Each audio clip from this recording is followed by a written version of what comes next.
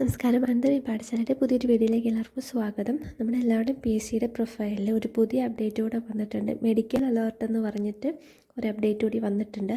അപ്പോൾ അതിലവർ എന്തൊക്കെയാണ് പറഞ്ഞിട്ടുള്ളതെന്ന് നോക്കാം. ഒരുപാട് ഡീറ്റെയിൽസ് ഒന്നും അവൈലബിൾ അല്ല.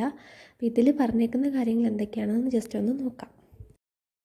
ഈ ഒരു മെഡിക്കൽ അലേർട്ട് എന്നുള്ളൊരു ഓപ്ഷൻ ക്ലിക്ക് ചെയ്യുമ്പോൾ ഇങ്ങനെ ഒരു പേജാണ് ഓപ്പണായി വരുന്നത്. അപ്പോൾ ഇതിൽ പറയുന്നത് add the details of the medical privilege which you wish to avail during the examination conducted by Kerala PSC.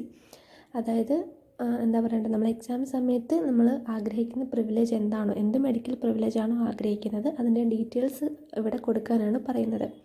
ഒന്നാമത്തെ പോയിൻ്റായിട്ട് പറഞ്ഞിരിക്കുന്നത് add the required details and upload the supporting document. അപ്പോൾ റിക്വയർഡ് ഡീറ്റെയിൽസിൽ നിങ്ങൾ കാര്യങ്ങൾ ഫില്ല് ചെയ്ത് കൊടുത്തതിന് ശേഷം അതിൻ്റെ സപ്പോർട്ടിംഗ് ഡോക്യുമെൻറ്റ്സും കൂടെ അപ്ലോഡ് ചെയ്യാനാണ് പറയുന്നത്. സെക്കൻഡ് പോയിൻ്റായിട്ട് പറയുന്നത്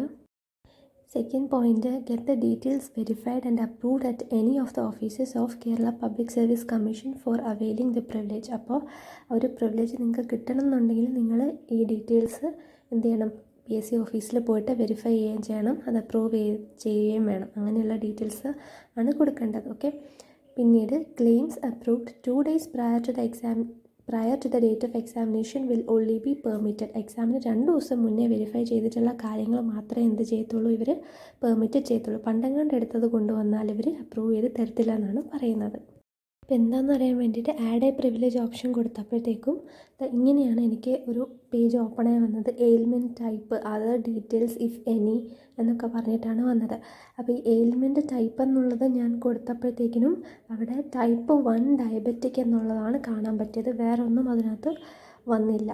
ടൈപ്പ് 1 ഡയബറ്റിക് എന്നുള്ളതാണ് കാണാൻ പറ്റിയത്. ഇങ്ങനെയാണ് വന്നത്, വേറൊന്നുമില്ല. ടൈപ്പ് 1 ഡയബറ്റിക് ഇത് മാത്രമേ ഉണ്ടായിരുന്നുള്ളൂ. അപ്പോൾ ഞാൻ ഒരു ആകാംക്ഷയുടെ പുറത്ത് എന്താണെന്ന് അറിയാൻ വേണ്ടി നോക്കിയതാണ്. അപ്പോൾ ഇത്രയും കാര്യങ്ങളാണ് എനിക്ക് ഇതിനകത്ത് കാണാൻ പറ്റിയത്. അപ്പോൾ കൂടുതൽ ഡീറ്റെയിൽസ് ഒന്നും ലഭ്യമല്ല. ഇത്രയാണ് പറയാത്തവർക്ക് വേണ്ടിയിട്ട് പറഞ്ഞത്.